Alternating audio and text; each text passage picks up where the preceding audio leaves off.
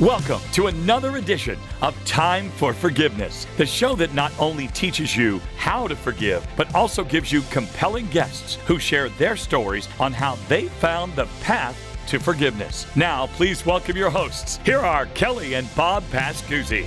Well, welcome to another exciting edition of our Time for Forgiveness podcast. I'm Sean Parr with Bob and Kelly Pascuzzi.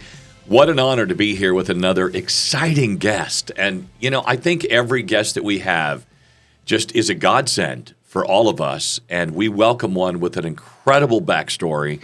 And we can't wait to talk to her about it. So if you guys are ready, so am I. Why don't we welcome the amazing Lisa Fitzgerald. Lisa, good to see you. Hi, great to see you. Thanks so much for having me today. Absolutely, Lisa. It's as Sean said, Kelly and I, for everybody here, we're just really amazed at your story, but also very appreciative that you were willing to come on because I know this is still relatively fresh. This happened in early May. Is that correct? The incident we're going to get into here in a few minutes. Yes, it just hit the 2-month mark. Wow. Wow, the 2-month mark and just before your birthday. And it is a phenomenal story that made national news headlines. And it was you. Why don't we just talk about the incident first? And we have so many questions for you. And I know that our viewers are going to be fascinated by not only your story, but also your spirit. So, Lisa, if you could just kind of walk us through that day. Yeah, so I was visiting some family in New Jersey. I live in Queens, and I was taking the train back to Penn Station. And as the train was approaching, I fell through the gap between the train and the platform. And it was right away on my way down, my leg got severed, and I landed on my stomach on the ground and just kind of got as close to the platform as I could and flattened myself against it and waited for the train to pass. And then I saw that I was missing some part of my limb while it was happening, but there wasn't enough space to move and check around until after the train went through. So it wasn't until it took me the time seemed like it was taking so much longer than it actually was. So I know it was only a few seconds, but it felt like I had to wait minutes to find out. Sure. And I remember just thinking, I hope this is only my foot. I hope this is only my foot. And then I looked down and saw it was most of my leg. And I rolled out once I had the chance and started screaming for help to others on the platform.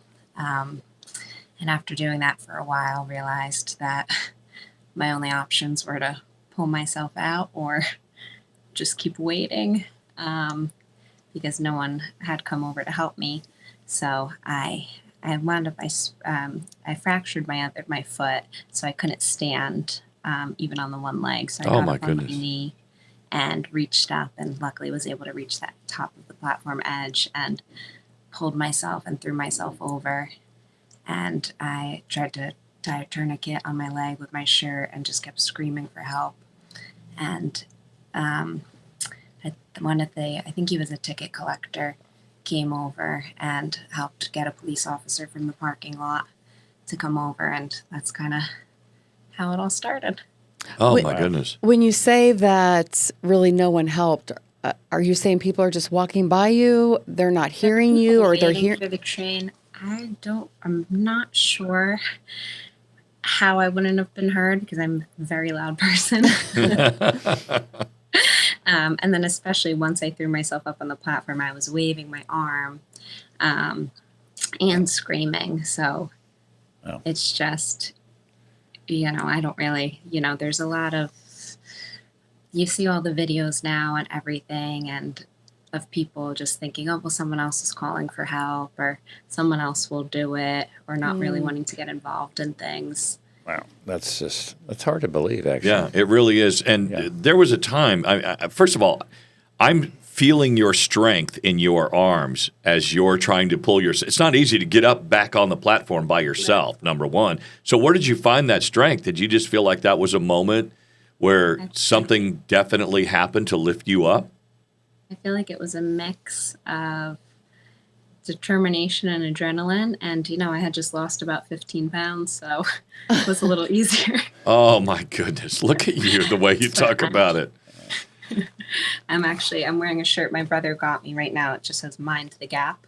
Oh, I love that. Wow. That's amazing. Wow. Article. Yeah. But yeah, I'm very lucky that I happen to, I'm a very active person. I usually go to the gym every single day.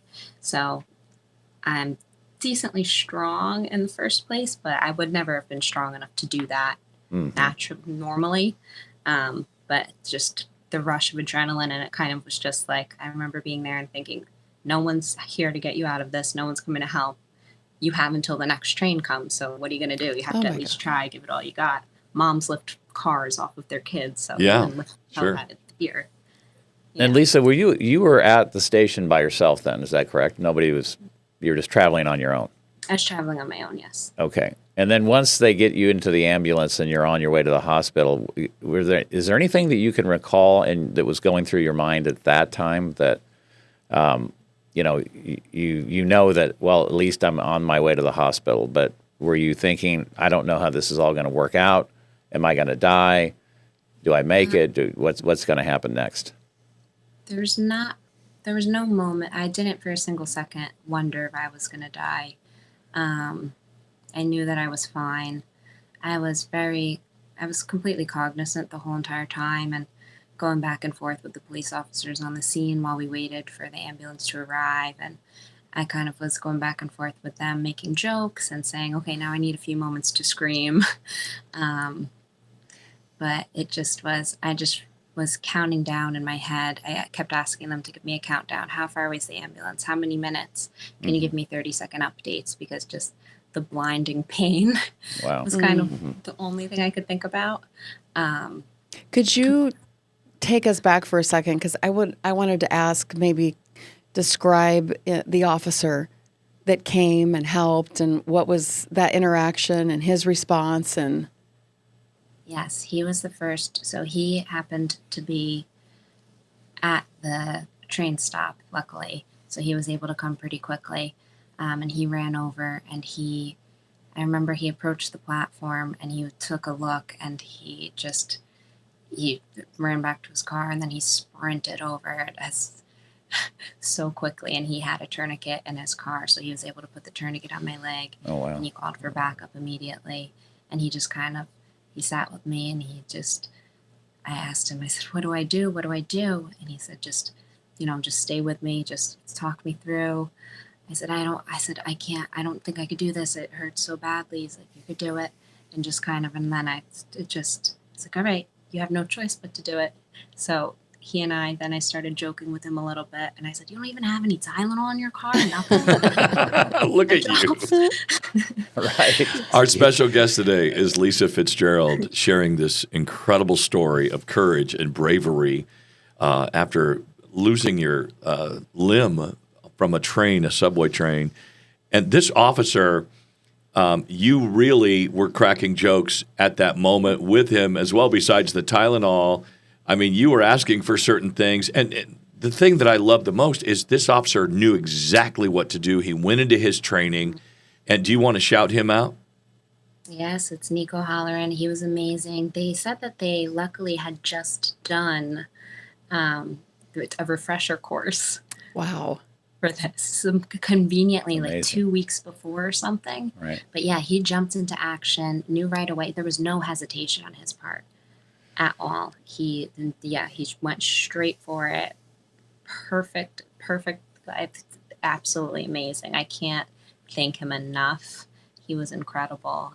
But yeah, he did everything right. There was no, oh my gosh, what do I do? Or stopping for a moment, which even when you have training it's still it's an intense situation. He didn't. He was incredible. Yeah. And walk us through that moment. And as Bob was asking, you're in the ambulance now. You've been through, you're in excruciating pain. You're in the ambulance now. Are you feeling any sense of, okay, I've got this. I can do this? I started to feel that before the paramedics came. Once I had help there, once Nico got there and there was someone there with me, and I was like, okay, I do have this. And then, so once I was in the ambulance, luckily it was such a short drive to the hospital. It was only a 3-minute drive. So I just was counting down, and I kept asking them. A different officer came with me on the ambulance ride, Officer Moran. They held my hand the whole time, and I kept asking for 30-second updates again. So he was saying, you have 3 minutes, 2.5 minutes, 2 minutes. Because it's 3 minutes seemed like forever. It might as well have been 3 years, but 30 seconds seemed doable to get through. So it was just more like, okay, you don't know if you can get through 3 minutes, but you know you can get through 30 seconds. So that's fine. And then it was just the next 30 seconds and the next 30 seconds. Hey, Lisa, I just have a question because we're jumping right in here at a space and time of this event that happened to you. And I know there hasn't been a lot of space since that time. But looking back, do you feel like there was anything leading up to this event that was preparing you for this moment, what was going to happen? I mean, obviously you could never in your wildest imagination dream something like this, but do you feel like there were things that were kind of leading up that mentally or physically, you said physically that were preparing you, but mentally, does anything come to mind like, oh, wow, I know now, I'm look back and that was kind of a precursor, if you will, to this event? I'm wondering. So I actually, I first became an EMT in 2015. So I have a little bit of training and work under my belt too in emergency medicine. So that was, thankfully, before I got help when I first got up on the platform and was able to stop the bleeding a little bit myself, quick, I think really of what that lends to is more quick thinking. And what happens when you're in those critical moments, you don't have time to stop and think. You just kick into action, Right. Which is what I saw Nico do. You don't think, your training goes into overdrive. And then afterwards you start thinking once it's all settled. So I think the kicking into action, probably from that, is what really helped me.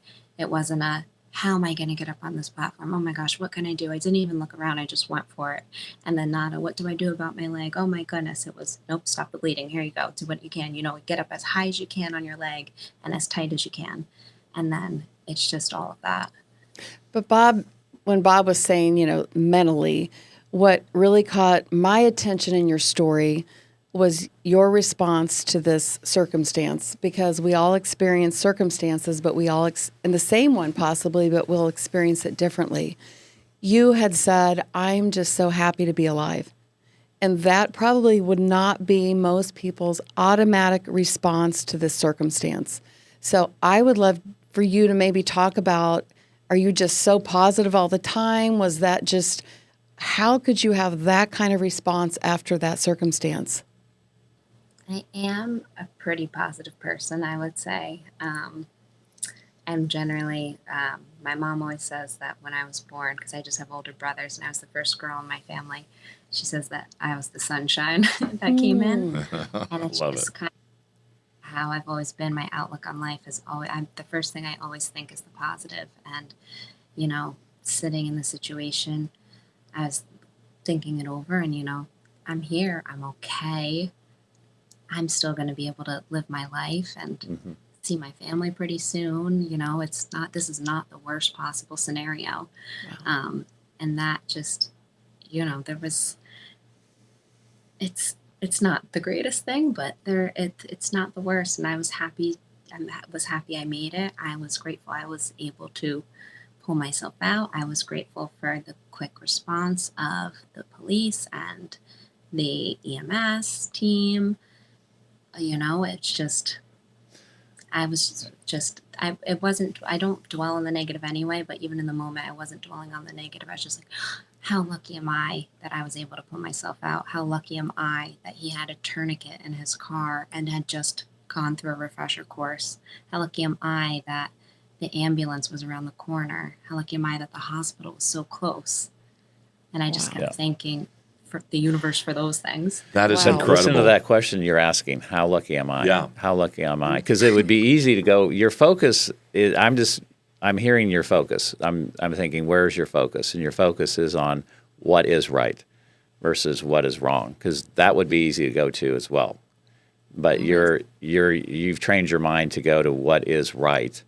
How lucky am I? I think that's just a great message for everybody, all of our listeners and everybody out here, Lisa. So thank you very much for that. Because I want to just comment, it would have been easy, the focus would have been on who didn't help me. Like, Sure. that could have... Or why me, right, Lisa? Yeah. I mean, that's an easy place to go. Why me?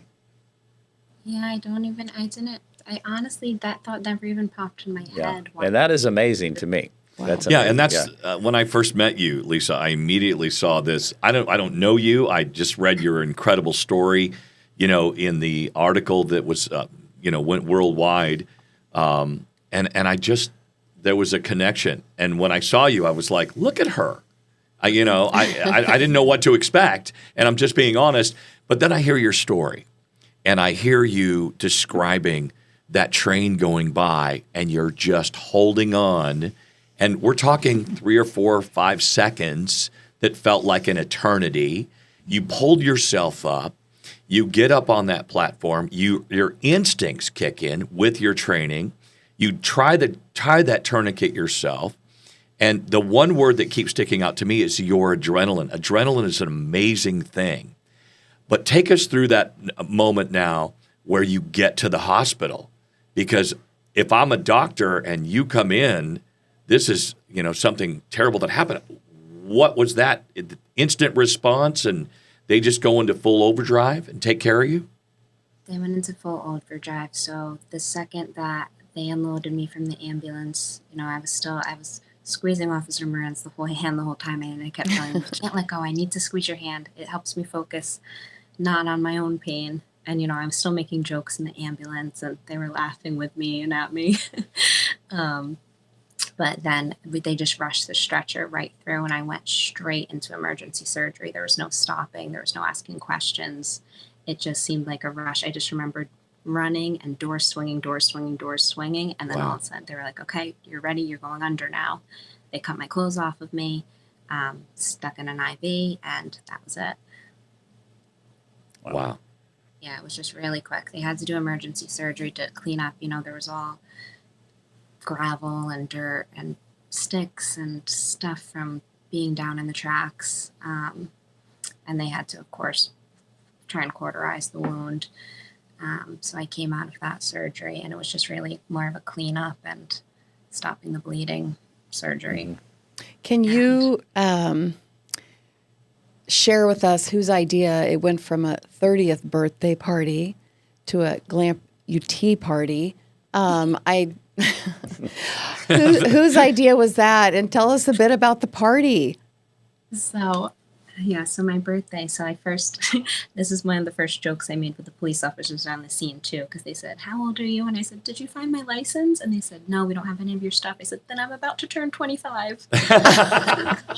Yeah, I love that. So you see, Nice. There's pictures of the birthday party, and we actually have those number balloons, and I got 25 on them. So That's awesome. the whole thing was, I have a mom and a stepmom, so I say my moms, they don't like the harsh words of amputee or stump or things like that. So they said, what can we say better? And my oldest brother just had a baby last year, so they kind of were, what are you going to call a grandma? Do you want to be grandma? And they tossed around the idea of glamma. So then we started thinking of amputee and glamputee to try and soften it a little bit. Yeah, I love that. And they just ran with it. Yeah. And they went all out, decorated my room, made T-shirts. I didn't know any of this was happening. Incredible. That's Called really all cool. my friends. There were so many people there. I think there was about 40 people that were there. We had it catered, but I insisted that I wanted the party to be amputation themed. And that's when they decided glamputation themed. But all of the foods I said had to be nub shaped. So we had everything that was like hot dogs and taquitos and Oh, Lisa. That's amazing. That just goes to show you how lucky am I? How lucky am I? And you took that and look at you. And that's a sign of courage. That's a sign of inspiration to so many people with what you've gone through. And again, this is something that it happened just a few months ago. Yeah, and Lisa, like Kelly mentioned, we can't change the event, but we can control the meaning. That's really all we have is what is the meaning. Because the meaning that you are able to move and shift and pivot to, how has that helped you since this event a couple months ago? And where are you in, I guess, also at it mentally right now as you look at this going forward? Mentally, I've been very strong through the whole thing and very well. And, just grateful for how I'm progressing and how quickly I'm progressing. And I'm of the mindset, things are going to happen in life. It's inevitable. I can't stop the things. I can only change my outlook about them. So it's more, and I'm always of the mindset, when something happens physically to me, it's a sign that I needed to slow down for some reason or another. So I said, okay, so something, this happened, I need to slow down. And then what really came out of it was I was able to see how many people, because I didn't think there was anything special about my outlook or, the way I see things. I just thought, this is the way I see things. Right. The amount of people that it got their attention or reached out to me and said, oh my goodness, how do you think like this? And I realized that it was so important to share with other people. And the hospital even asked me if once I'm, up and really walking on my prosthetic, if I would come back and speak to trauma victims. And I said, you know what, maybe that's something that's really going to come out of this. If I can help even one other trauma victim change their outlook. I love that. That's more than enough for me. Then Yeah. Wow. Instead of taking the poor me or why me stance, how lucky am I? That is your theme, and I feel that one of the interesting things in our workbook at Time for Forgiveness is turning your pain into purpose. And I have felt your pain through your story, but I have never felt your mental anguish at all. I have felt nothing but inspiration and positivity and a smile and warmth coming out of your story. It's truly remarkable to me because I'm just fascinated by you. I'm sitting here looking at you just going, I don't know if I could be that strong. I guess we don't know until that moment comes.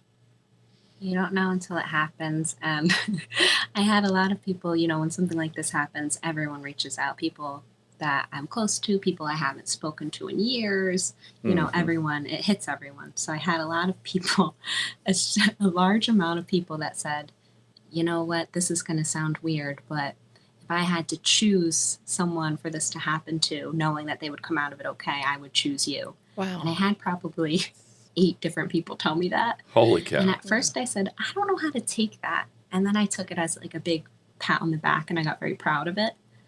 And I said, yeah, you know what? I'm strong for this. Other people see my strength in it. And it's like encouraging for other people to just surround other people with strength. I'm very much of the mindset that if you're positive and strong, even if someone else doesn't feel that way, it rubs off on them if you just exude that. Absolutely. Well, I love that you continually refer to your mindset and you're consciously aware of your mindset because we choose it. And you have also said the way I see things. We're here on this podcast talking about a lot of things, but one of the things we always are talking about is forgiveness. And based on your mindset, I can only imagine a wonderful relationship you've had with it. But how do you see forgiveness with everything you've experienced? I would just be curious to hear that. Yeah, forgiveness is so important. Forgiving yourself is insanely important. Forgiving other people. In my case, I could blame myself for things. I could blame the other people for not helping. A lot of different things, but there's no point in holding on to that. It's just what good does it do? It doesn't get you anywhere in the long run. It just makes you feel worse, kind of. I feel like if you don't forgive and move forward, it's so essential to living a positive life to not hold on to anger or grudges. And life's too short to do that, to spend your time bitter or resentful. Yeah. Wow. Well, Lisa, we talk a lot about working, the phrase is working from the inside out instead of the outside in, where the outside is we're letting everything, the circumstances and the events control how we feel. You are an amazing example to me of someone who just intuitively knows that you're working from the inside out. You're controlling your thoughts. You're controlling how you're going to feel. You're not reacting.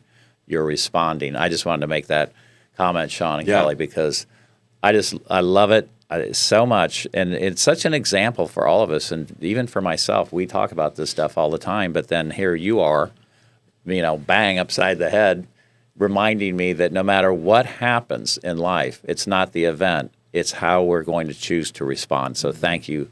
And thank you for your courage and your heart. I just feel your heart here today. Yeah. It's coming through so strong. What an amazing way to start our day. So thank you.